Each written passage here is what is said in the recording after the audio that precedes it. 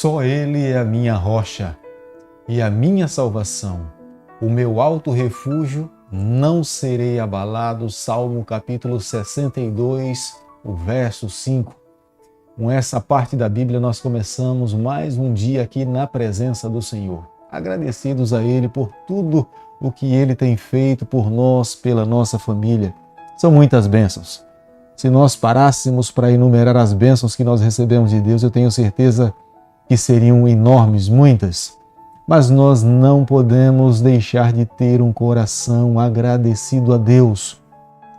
Nos 5 primeiros livros da Bíblia que nós temos estudado, nós já podemos ver que Deus ensina de uma forma didática as ofertas pacíficas, ensinando o seu povo que eles precisavam regularmente ter um coração agradecido. São muitas atividades que nós lidamos nos dias atuais, mas não deixe de ter um coração agradecido ao Senhor. Tire momentos no decorrer do dia para você se voltar para Deus e fazer expressões de gratidão. Tenha certeza que os olhos do Senhor estarão sobre a tua vida a cada dia. Quero convidá-lo nessa manhã, como é o nosso costume, a nossa responsabilidade aqui, estudarmos a palavra de Deus, o livro de Levíticos, capítulo 25, verso 2. Fala aos filhos de Israel e dize-lhes: quando entrares na terra que vos dou, então a terra guardará um sábado ao Senhor. São orientações específicas de Deus para os filhos de Israel. Nós podemos ver aqui no texto bíblico. Deus queria que a nação de Israel tivesse um ano sabático, um ano de descanso. Nesse ano a terra não deveria ser plantar nada, a terra deveria descansar. Na verdade, Deus estava mais preocupado com os seus filhos do que com a própria terra. É claro, e se o ser humano estivesse cuidando da terra, deixando que ela descansasse, a terra teria muito mais forças para responder, eles teriam uma colheita muito mais farta, os seus produtos seriam muito mais vigorosos e bonitos do que outros povos se eles seguissem as orientações de Deus. Seguindo as orientações de Deus, eles estariam demonstrando dependência, reconhecendo que a palavra de Deus é soberana, Ele tem a palavra final. Portanto, se Deus estava pedindo algo, de fato, em especial, deveria acontecer e eles deveriam ser obedientes. Além do ano sabático, havia também o ano do jubileu. É só você fazer a multiplicação, 7 vezes 7 daria 49. Então, no ano seguinte, que seria o ano 50, seria o ano de descanso. E logo a seguir seria o ano sabático e a terra teria 2 anos de descanso. Seria uma bênção para aqueles que seguissem essas orientações. A própria terra teria condições de reproduzir, de se fortificar, fortalecer e teria condições de dar frutos muito mais saudáveis e melhores. Eram as orientações de Deus para que o seu povo pudesse viver uma vida feliz. Em Ezequiel, capítulo 46, o verso 17, Ezequiel menciona o ano de jubileu como o ano da liberdade. Mas o profeta Isaías, ele faz uma declaração do ano jubileu como o ano aceitável ao Senhor. Sendo dessa forma, nós encontramos cumprimento nas palavras dos profetas e com a vinda de Jesus Cristo, todas essas atividades se cumpriu na pessoa de Jesus Cristo. Ele veio trazer libertação, ele veio trazer descanso para aqueles que estão sofrendo o jugo do pecado. Em Jesus Cristo nós encontramos liberdade.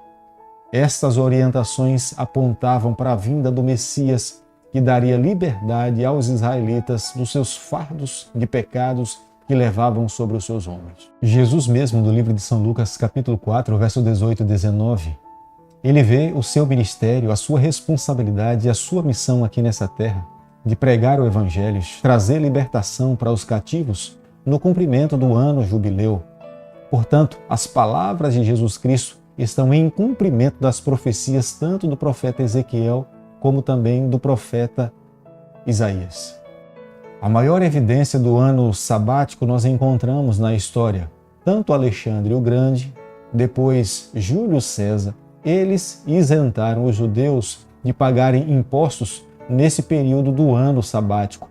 Eles sabiam que a terra estava em descanso e não haveria possibilidade de haver colheita. Não tendo colheita, eles não teriam como pagar impostos para os seus impérios. Uma das causas pelas quais a nação de Israel foi levada para o cativeiro é porque eles deixaram de acreditar na palavra do Senhor. Deus queria que a nação de Israel vivesse uma vida de dependência na sua palavra.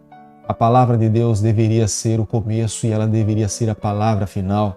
E os israelitas, nas suas vidas, não deram provas claras de que, de fato, eles criam piamente no que Deus estava dizendo. Era necessário construir uma relação de fé, de base, de confiança com o Senhor. Se a nação de Israel tivesse crido, confiado, se relacionado de uma forma tão pessoal com o Senhor, eles teriam acreditado e eles teriam se livrado de tantos males que passaram na vida pelo fato de não confiar nas palavras do Senhor. O livro de Levíticos, capítulo 25, verso 23, diz o seguinte: Também a terra não se venderá em perpetuidade, porque a terra é minha, pois vós sois para mim estrangeiros e peregrinos. Deus estava advogando o planeta Terra como sendo de propriedade dele. Ele sabia perfeitamente que os seus filhos que estavam sob a face dessa terra, eles eram peregrinos. Nós não viveríamos aqui para sempre, seríamos levados para viver com Ele por toda a eternidade, mas nós precisamos entender que Deus estava colocando no coração dos seres humanos a responsabilidade de serem mordomos, cuidar desta terra para o Senhor. E tudo aquilo que nós recebemos provém das mãos de Deus, por isso que nós não podemos ter a ideia de que tudo é nosso, que pertence tudo a nós, mas nós estamos aqui a administrar para os nossos bens, para o nosso Deus, porque um dia Ele irá pedir conta de cada um de nós o que nós fizemos com todas as bênçãos que nós recebemos em nossa vida. Deus mesmo um dia chamou Abraão a assumir aliança com Ele, para que através da bênção que Abraão fosse receber na sua vida, ele abençoasse outras pessoas.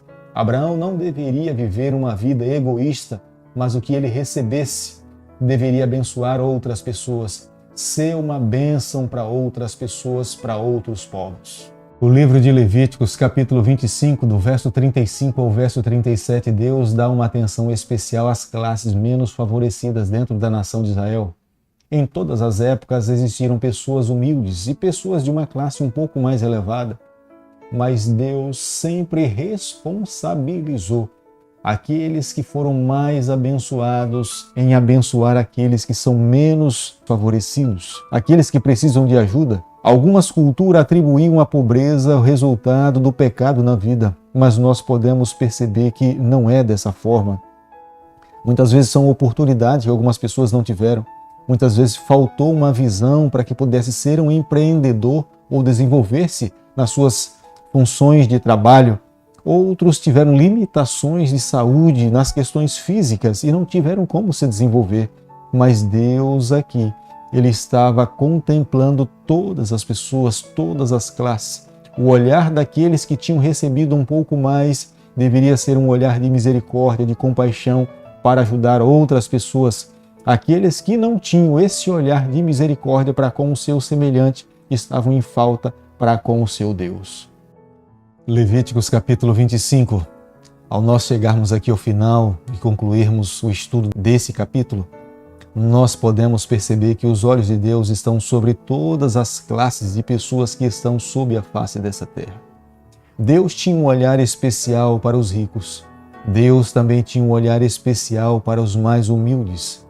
A própria forma de adorar a Deus no santuário, Deus contemplava os que tinham um pouco mais de recurso e aqueles que tinham menos recursos. Os que tinham mais recursos poderiam levar um cordeiro, poderiam levar um boi, um touro, mas aqueles que eram mais humildes, eles não deveriam se sentir esquecidos pelo Senhor ou menosprezados. Eles poderiam levar um pássaro ou poderiam levar uma pomba, algo que tivesse menos valor. O próprio José e Maria, quando foram apresentar Jesus no templo, eles levaram um par de pombinhos. Pássaros eram bem mais baratos e eles estavam levando para oferecer a Deus um sacrifício em prol da criança Jesus Cristo. Nós podemos tirar uma lição para os dias em que nós estamos vivendo. O nosso olhar precisa ser o olhar do Senhor. Nós precisamos olhar para aqueles que carecem dentro da nossa comunidade, dentro da nossa sociedade. Não é simplesmente uma responsabilidade do governo, não é simplesmente uma responsabilidade do Estado. Cada um de nós que recebemos ou fomos um pouco mais abençoados ou temos uma visão dada por Deus em alguma área de ação ou de atividade nessa terra, nós precisamos ter um olhar de compaixão para com aquelas pessoas que estão passando momentos difíceis na sua vida. Deus nos abençoou para que nós pudéssemos abençoar outras pessoas também. Nós não podemos construir uma visão egoísta. Vivendo dessa forma, nós estaremos ferindo o nosso relacionamento com o nosso Deus. Mas quero pedir ao Senhor nessa manhã que nos tome nas suas mãos e nos abençoe no decorrer desse dia e nos conceda um dia de muita vitória. Querido Pai, nas tuas mãos nessa manhã nós nos colocamos, confessamos as nossas falhas, pedimos perdão pelos nossos erros. Nos ajude a cada dia a termos uma visão que se aproxime ou que seja igual à tua visão. Fica conosco, nos toma nas tuas mãos, nós oramos, nós pedimos e o fazemos em nome de Jesus. Que o Senhor te abençoe e te guarde, que Ele faça resplandecer o teu rosto sobre você, que Ele tenha misericórdia de você, que sobre você, nessa manhã, Ele levante o seu rosto e conceda a sua paz, em nome de Jesus. Amém.